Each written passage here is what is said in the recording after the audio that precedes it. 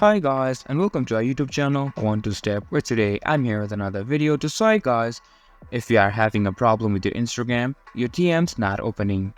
To do so, first of all, go onto your Instagram, and if your DMs are not opening, you just have to reload your page. And still, even after reloading your page, your DMs are not opening, just log out of your account and then log back in. To log out of your account, you just need to click on more, which is on the bottom left side of your screen, and then a logout option is there. Click on logout.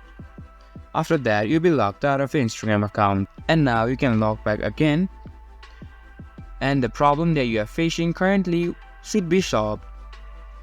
And that's how you can fix your PC problem of DMs not opening. This much for this video, and I hope you guys find it very helpful. If you do, make sure to leave a like, subscribe to our YouTube channel, and hit the bell notification. And don't forget to drop a comment for reviews and for more content like this. See you guys in our next video. Thank you for watching.